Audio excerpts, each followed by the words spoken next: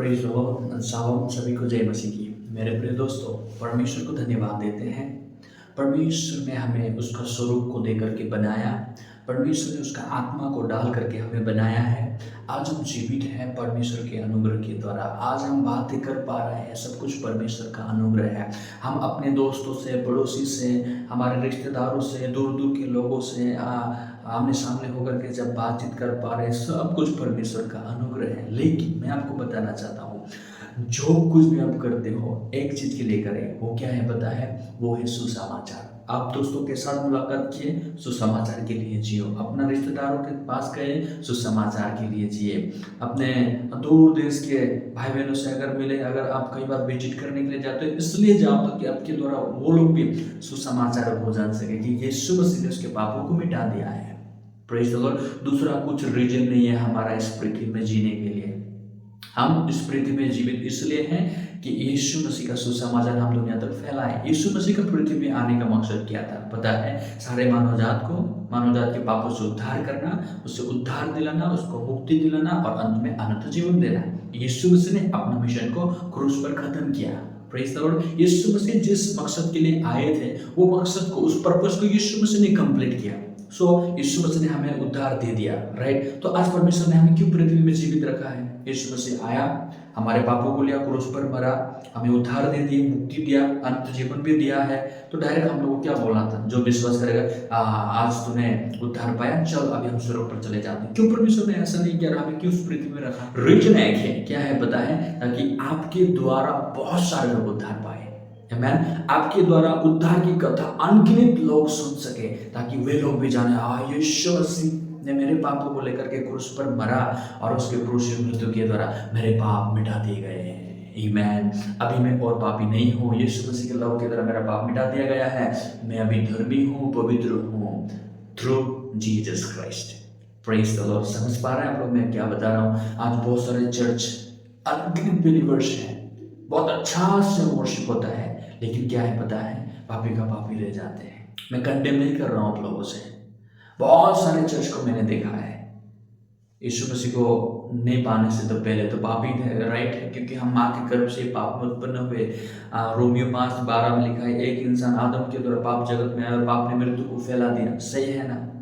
शुरुआत से हम पाप में जन्मे हैं, ये सही है। लेकिन यीशु मसीह उस पापों को मिटाने के लिए आया और हमारे जन्मदिन से लेकर हमारे मृत्यु दिन कब होगा पता नहीं, लेकिन आदम से लेकर दुनिया के आखिरी मनुष्य के पाप को उसने क्रूस पर मिटा करके खत्म किया।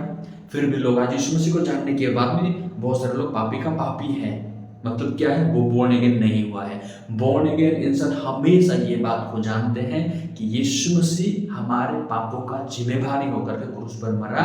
यीशु मसीह की मृत्यु में हमारे पाप मिटा दिए गए हैं। Praise the Lord. इसी प्रकार से परमेश्वर के दास लोगों ने ये बातों को जाना।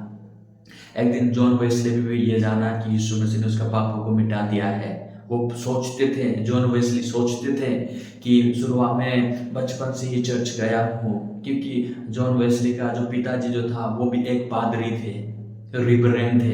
समझ पा रहे हैं ना? वो भी उसके पिताजी को मदद करने के लिए, सुसमाचार के लिए जिया। लेकिन एक दिन उसे पता चला कि मेरा पाप मिटा दिया गया है, मैं पापी नहीं हूँ, मैं अधर्मी हूँ। ये बात को जब जाना, वो बोलने के हो सका। वो समय से लिटरली वो सुसमाचार प्रचार करते करते करते अपने जीवन को व्यतीत किया है। आमीन। जॉन हस बोल के एक परमेश्वर का दास है, उन्होंने भी सुसमाचार को प्रचार करते करते, जो लोग गलत प्रचार करते उन लोग के विरोध में जाकर उन लोगों को सही ये है ये बताया और अंत में जाकर के अपना जान तक दे दिया। मार्टिन लूथर को देखो, ये भी सुसमाचार प्रचार किया, वो भी सत्य सुसमाचार, जो यीशु मसीह ने क्रूस पर मरा और हमें हमारे पापों से बचाया और कहता है धर्मी जन विश्वास से जिएगा। लेकिन आज चर्चेस का हालत क्या है पता है? आज चर्चेस पूरा करप्ट हो चुका है।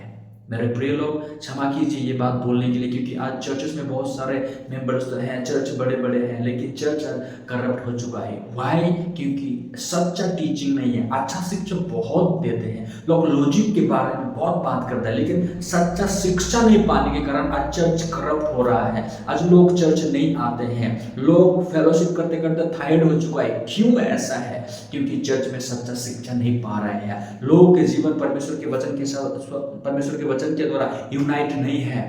लोग अपना सोच के द्वारा खींचा चला जाता है, जो इंसान को अपना सोच ही धोखा देता है। यिर्मयाह का 79 में देखो लिखा है, सबसे अधिक हमारे मन धोखा देता है, कहते हो मन में असत्य रोग लगा है, उसका भेद कौन समझ सकता है। बाइबल इस प्रकार से कहता है, लेकिन एक बात नहीं जानते कि मेरा मन मुझे धोखा देता है। जब एक इंसान जानते हैं, एक्नॉलेज करते हैं कि मेरा मन बहुत धोखा देने वाला है, वो इंसान कभी भी अपना धोखेबाज मन में भरोसा करके नहीं जिएगा। कहाँ वो भरोसा करके जिएगा पता है आप लोगों को? परमेश्वर का वचन के ऊपर में। जब परमेश्वर के वचन में भरोसा करके जब जिएंगे, वो सच्चा आत्मिक जी पाएगा। मैं आप लोगों को कुछ ज्ञान के बारे में शेयर नहीं कर रहा हूँ, जो मैंने विश्वास पाई है, विश्वास को मैं आप लोगों को शेयर किया है। आमीन। मेरे प्रिय लोग, अपने मन से निकलता हुआ सोच को कभी भी भरोसा ना कीजिए, वचन को चेक कीजिए। बाइबल वचन क्या कहते हैं, उसको एक हो जाए। आमीन। तब जाकर के आप एक सच्चा आत्मिक जीवन जी पाएंगे। आज लोग क्यों अप एंड डाउन होते रहता है, कभी खुशी कभी दुख, कभी दुख कभी खुशी, इस प्रकार से क्यों जीवन जीते हैं पता है? क्योंकि उसके जीवन में वचन कार्य नहीं करता है। क्या कार्य करता है? वचन कार्य करने के बदले सोच कार्य करने लगता है। हमें सोच को कार्य करने नहीं देना है, बाइबल वचन को हमारे जीवन में कार्य करने देना है। तब जाकर के इंसान सच्चा आत्मिक जीवन जी करके परमेश्वर के साथ एक होकर के वो आनंद और खुशी भरा जीवन जी पाएंगे। Praise the Lord. मैं विश्वास करता हूँ आप लोग वचन के द्वारा आपके मन में वो सच्चा खुशी को आप लोगों ने महसूस कर पा रहे हैं। और मैं एक बात आप लोगों को बताना चाहता हूँ, अपने मन से निकलता हुआ सोच को कभी भरोसा मत कीजिए। क्यों मैं बोल रहा हूँ? क्योंकि आप बाइबल अगर आप लोगों के पास है, उत्पत्ति की किताब 6 अध्याय 5 वचन को पढ़ो, क्या कहता है? यिर्मयाह 17 का 9 वचन को पढ़ो, क्या बोलता है? इसलिए परमेश्वर ने हमें बाइबल, पूरा बाइबल दे करके रखा है ताकि हमारा जीवन परमेश्वर के वचन के अंदर में होना है। हमारा आत्मिकता का जो नींव है वो बाइबल वचन होना है। तब जाकर के एक इमारत पूरा अच्छा से बनेगा, लोग देख करके भी ये परमेश्वर का बंदा है, ये बातों को जान पाएंगे। और आपके द्वारा हमेशा निरंतर यीशु मसीह का सुसमाचार प्रचार करते हुए आप आगे बढ़ सकोगे। आमीन। Praise the Lord. सभी को जय मसीह की।